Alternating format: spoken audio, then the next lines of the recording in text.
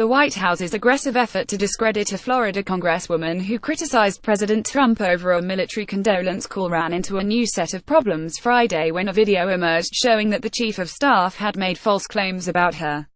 It marked the fifth day of a controversy that has raged since Trump attempted to deflect criticism of his handling of the deaths of 4 service members in an ambush in Niger. The ensuing debate has focused on attacks against Rep. Frederica S. Wilson DFLA that have proved to be inaccurate but that the White House has refused to back away from, with the latest episode ensnaring Chief of Staff John F. Kelly, a decorated retired Marine general.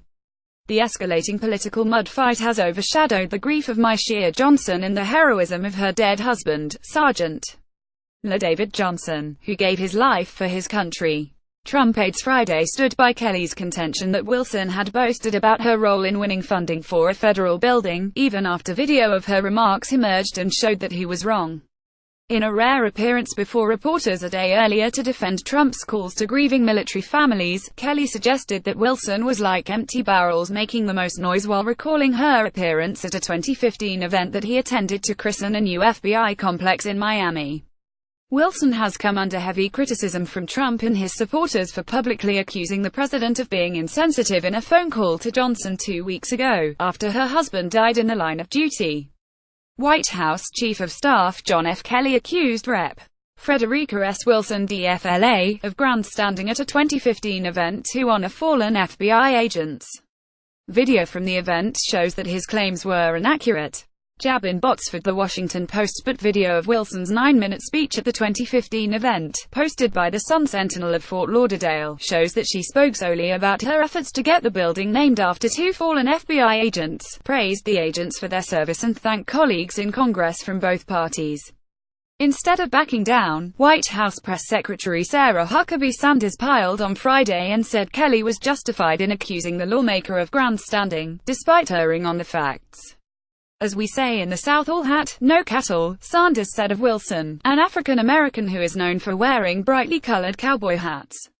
Sanders also attempted to shift the debate away from Kelly's inaccuracies to instead focus on his personal integrity. If you want to get into a debate with a 4-star Marine general, I think that's something highly inappropriate, she said. In an interview with Fox Business Network taped Friday, Trump accused Wilson of debasing Kelly by suggesting that the chief of staff had defended the president at Trump's insistence, in order to keep his job. When she made that statement, I thought it was sickening, actually, Trump said. He added that Kelly is doing an incredible job and said the general, who had listened in on his call with Johnson, was offended that Wilson would make it public. Actually, he said to me, sir, this is not acceptable. This is really not, the president said. Look, I've called many people. And I would think that every one of them appreciated it. I was very surprised to see this, to be honest with you.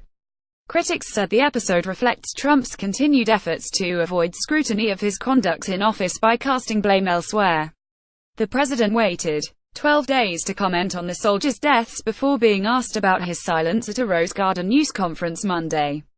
In defending himself, Trump erroneously accused former presidents of failing to call military families whose loved ones were killed in action. Trump later defended his claim by publicly disclosing that President Barack Obama had not called Kelly after his son, Robert, was killed in Afghanistan. Trump reportedly did not inform Kelly, who has resisted efforts to politicize his son's death, that he would make that information public.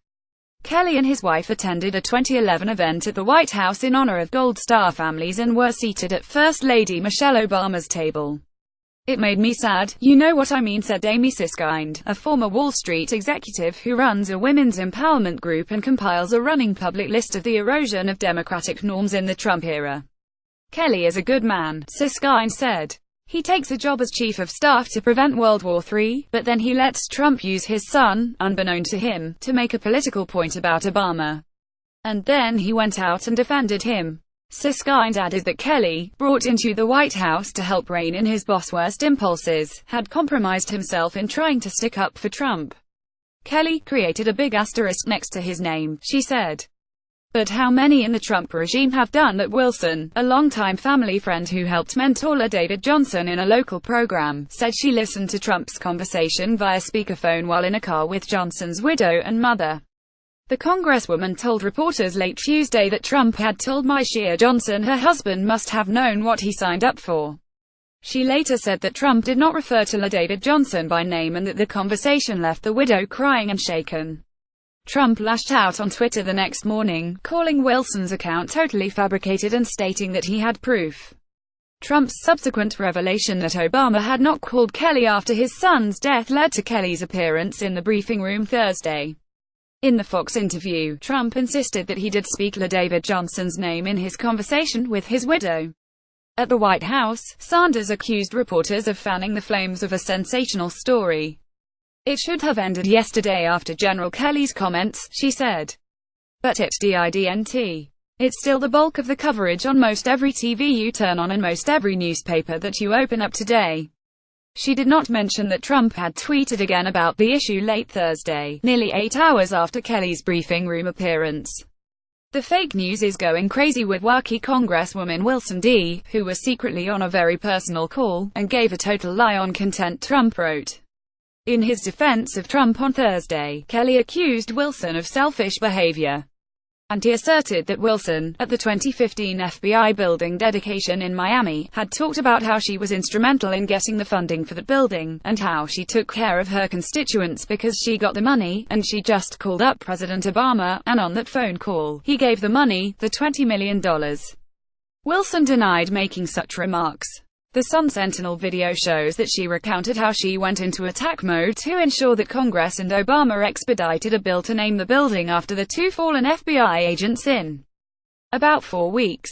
When initially told that such legislation could take as long as a year, Wilson recalled, "I said, I'm a school principal, and I said, excuse my French, or, hell no, we're going to get this done." She spread credit, offering praise for then House Speaker John A. Boehner Arroyo.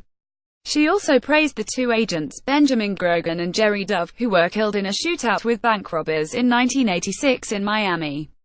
Peter Feaver, a Duke University political science professor who served as a special advisor at the National Security Council in the George W. Bush administration, said Trump had erred by engaging in the political fight in the first place.